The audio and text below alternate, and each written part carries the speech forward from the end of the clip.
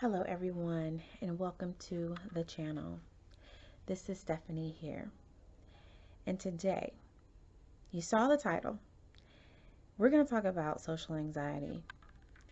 Is it ruining your dating life? Do you think it's okay to share your or be upfront about your social anxiety when dating online or dating in general? It definitely, social anxiety, no doubt, makes dating very, very hard. It can be tricky, because if you're someone who's suffering from social anxiety, you'll go into a situation and you will avoid eye contact at all costs. So if you're dating someone, whether it's online or in person, and whether you like the person or not, you still are avoiding eye contact. And so people read that to mean different things. And usually they'll read it to mean that you're not interested or you're disconnected from them somehow. They also may read your behavior with social anxiety as you being bored with their company, just uninterested, or not attracted to them. It is an all consuming feeling of fear of saying the wrong thing, making the wrong move, making the wrong facial expression. Just a big, overwhelming fear that you are going to be judged in a very, very negative way. If you have social anxiety and you are dating, when you encounter that person, you may feel that your palms are sweaty. You may feel your face getting flustered. You may be someone who blushes a lot, and there's no hiding that. And it can be very embarrassing. You may be somebody who shakes. You might have shortness of breath. That's a lot. And so you also may have some internal dialogue that sounds like this. This is so embarrassing. This person thinks I'm very, very weird. I'm being so awkward right now. Why am I like this? Am I good enough to be in this person's company? I can't have a conversation with them. Oh my gosh, I'm not looking at them, but they're looking at me. I know they're thinking that I am a complete idiot.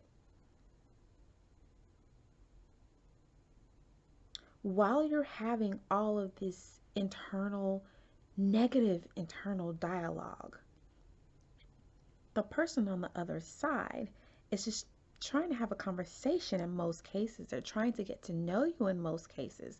They're giving you the benefit of the doubt in most cases. They're not looking at you so critically in most cases.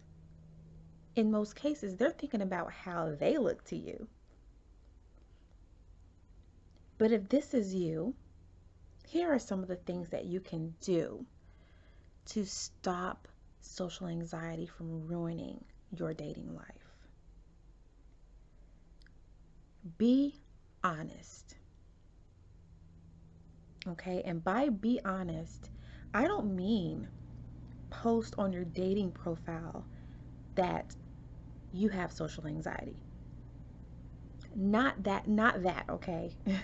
No one is going to put on their dating profile, I'm a narcissist.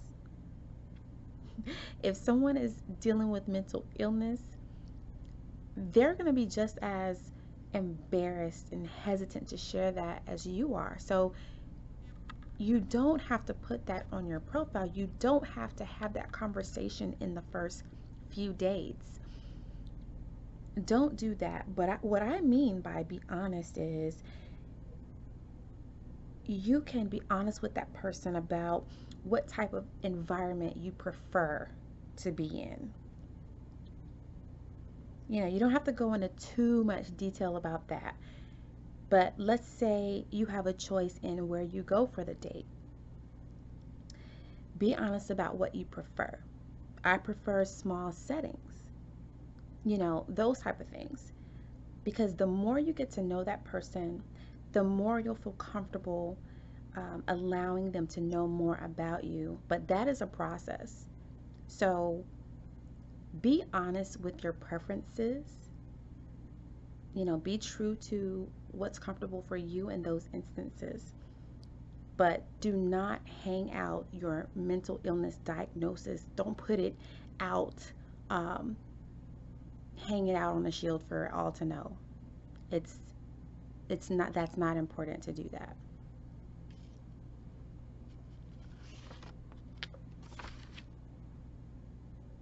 The next thing that you can do to stop social anxiety from ruining your dating life is to practice. And what I mean by practice is to go out on a few practice dates.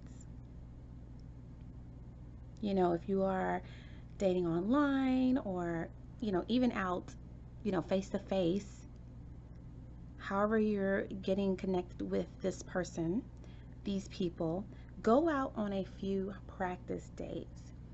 You know, Look at some of the profiles of the people who, let's say, they message you back and you might not be that interested. As long as they don't seem crazy, you might not be physically attracted to them. Okay, whatever. It's not your perfect person. They don't meet all the requirements on your list. Just go out, you know, go out, get to know the person, practice having conversation, practice looking at them, giving more eye contact, um, practice and engage and see how things go with these people that you're really not that interested in, just to see, the pressure's off. You're not interested. So you don't have to feel as nervous. I know you will be because you suffer from social anxiety, but you don't have to you won't let that nervousness stop you from practicing and just having a little bit of a conversation with somebody new if you know that you're not that invested in them. So take those opportunities to practice with people that you're not extremely interested in, so that when you do go out on dates with the people you are interested in, things will go much smoother because you've practiced. Practice makes perfect, right? Another thing you can do is to message a friend before you go out on these dates. Before you have even a first conversation with someone you're dating, you may want to message a friend, get some encouragement. It might even be a family member, somebody you're close to, somebody you trust. Get some encouragement from them. Have a pleasant conversation. Go ahead and, do that in order to raise your vibration. You're already in a good space after that encouragement from that friend. So when you go into the dating situation, you're already on a high, so to speak, a vibrational high. And people read that. They feel that. They feel whatever vibe you're on, they feel that. If you start at a high level and you first meet that person, then that's going to be a positive reflection on you. They're going to look at you like, yes, this person is a high vibrational energy. I got you. We're connecting. Okay. Even if the energy starts to dwindle down, it's those first encounters, the first instincts about a person that carries it out. The next thing that you can do is wherever you're dating, whatever location you're going to, be there early. Always plan to be there ahead of time, 10 to 15 minutes.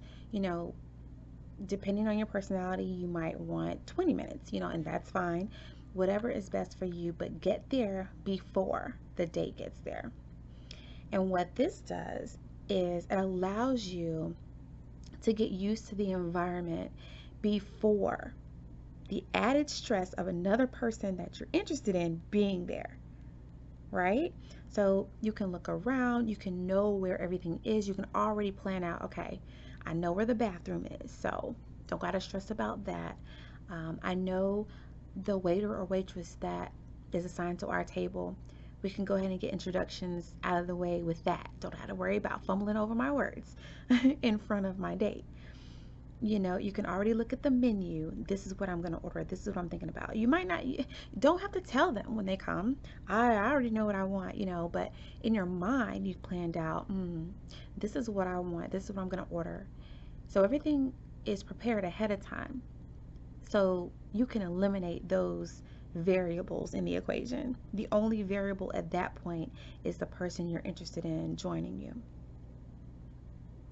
Okay, and the last tip I have for you here is don't try anything new while you're dating, especially on first dates.